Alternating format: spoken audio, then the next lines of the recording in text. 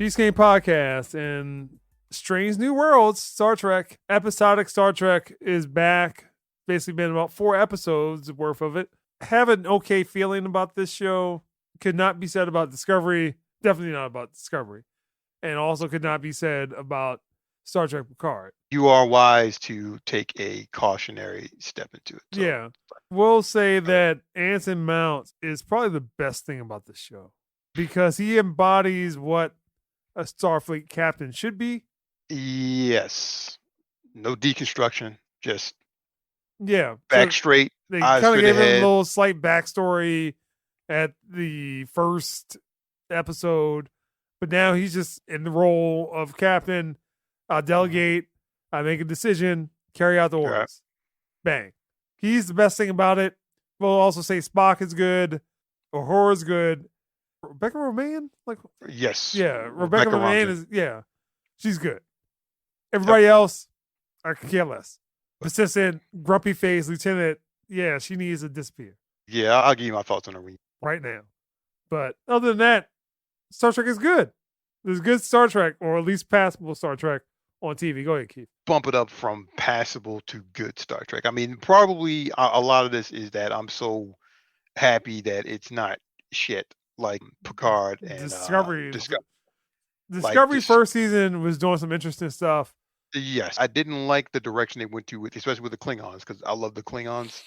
And the shit they did with the Klingons was just like, what the fuck? They can't even speak the language right. But I'll let it slide. Second season was good. I realized that the second season was only good because it introduced the Strange New Worlds cast. You had Pike and you had Spock in it. Season 3 was utter trash. Is that the same Spock? First of all, Spock he had a beard. He just had a beard and everything. He just grew facial hair. You had a sister we don't care about her. It's fine, but you brought up an interesting point. We'll get to that later. Get to that a little bit later. My feelings on this is that I like the characters. I always give Star Trek at least a few episodes to get his feet under it before it starts to gel. Right, so they haven't really introed all the cast yet. Episode 3, Rebecca Romijn episode. Yeah. Her character is kind of did not like that episode. I didn't like what they did with the character, but it was okay. I liked that they did the twist with pulled away from that, but I disliked that security officer's character, her being a relation to Khan. Yeah, bait and switch that was unnecessary. Like she could just been called someone else. Her backstory was fucked up enough without throwing another added thing on there that she's also related to Khan and she's also has it's trauma. Like one fan fiction thing. It's like exactly. I'm a descendant of Luke Skywalker. Exactly. The fan fiction about it wasn't necessary. But this episode, keeping it isolated to this episode, I like the play on. I like the Remembrance Day attitude where they remember their fallen crew members and on ships that they served on. They all wore a patch or a badge to symbolize they remembered their crewmen and the sacrifice they had to make when exploring the galaxy. I like that they stayed within continuity, that you didn't get a reveal of the Gorn. Kirk was the first one to actually see the Gorn for the first time. That pretty much terrified the fuck out of him. Gorn in this case were hunting him down and chasing him and stuff. And it was a good episode. It showed Pike using strategy. The previous episodes, they were doing a whole bunch of away missions, and this one was just all contained on the ship. They had little pockets of drama, I like to call it, when they have the individuals paired off or quadded off and stuff. I'm liking the pilot a lot more. She would just annoy the hell out of me at first, but mostly because of her haircut. I'm starting to like her. Now I like the chief engineer. Yeah, he's growing on me. Yeah, he's kind of. I don't like the doctor. I like Nurse Chapel. She's so weird looking, but I like her attitude. She's got this interesting way about her. Characters that are being introduced. I'm pretty sure the next few episodes are all going to be about individual characters and getting fleshed out. Probably going to be the stupid haircut chick, and I'm fine. I could use a little more from her and stuff. I don't care. I really don't care about her. And I like Pike being the cool hip teacher, but at the same time, he's a moment. It was a scene. One of the crew members were starting to spaz out and shit. He gave that security officer a look. He was like, handle that. He's like, you need to deal with that. And he just kind of gave her a look just to handle that. Lighten the mood up a little bit. This is how you have a captain. He doesn't have to be in the driver's seat every 20 seconds. I think my issue is something I brought up during last time we talked about this. It's just that there's too much dialogue happening where it's all negative between the characters. Yeah, this happened to me. I've had a trauma, and we all have traumas, and let's deal with the traumas together. And they just have Like, some outbursts, and then it's just like, this is not how this should happen on a normal Starfleet vessel. especially her. Like, even though Starfleet's not military, when you're out there in thousands of light years from your nearest friend or relief, you gotta have some fucking discipline. Like, people spazzing out and going off, yelling about how you need to listen to what I'm saying. Having some Like, tantrum. yeah, exactly. Yeah, their little temper tantrums and stuff. You're like, no, no, no, no, no. You just shut that shit down. So I'm kind of liking that Pike is starting to shut it down. Do your job. Assure the people who working for you that you got things handled, and the rest will work itself out.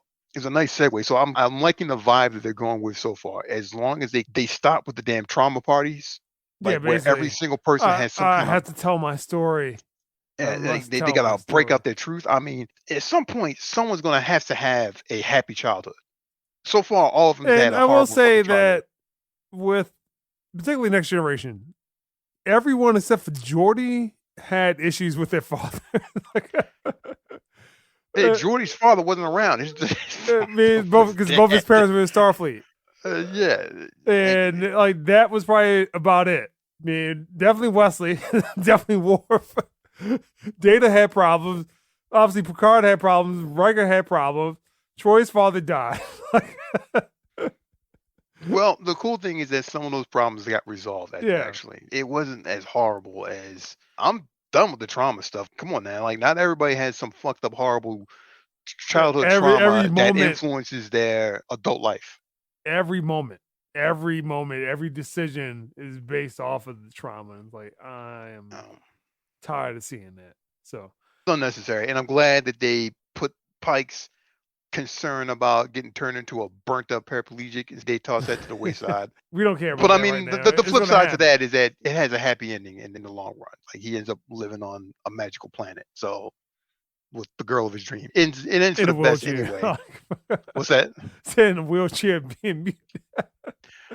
No, at the end of it, goes to that planet and lives his life out with that girl. But yeah, he does get fucked up pretty bad. Like, and you got to imagine whatever fucked him up that bad that stuck him in a damn life support chair for the rest of his days. Shit was fucked up. They need to This is some of the J.J. Abrams stupidness. So I will also say that.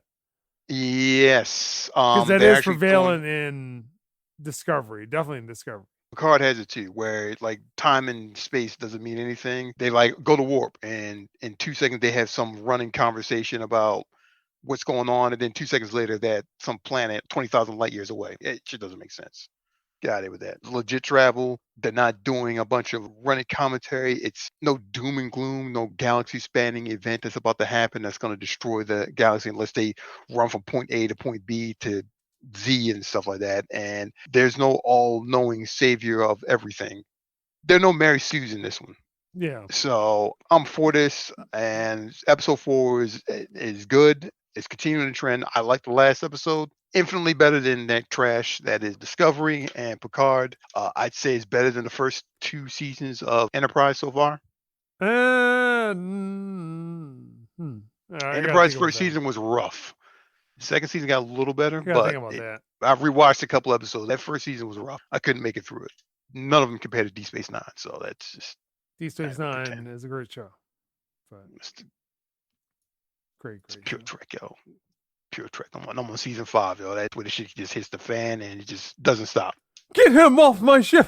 Jumps in a pit of fire, yo. Basically. Power raves, everybody. Power raves. All right. My thoughts, good show. Well, I guess we get the scores at the end of the season, I guess. Yeah. But again, positive Star Trek for the first time in a long time. Oh, yes. Thank God. Long time, man. That's all I can say. So. Yeah, I couldn't take it. I couldn't take bad Trek, you know. That shit hurt my heart. Be scared.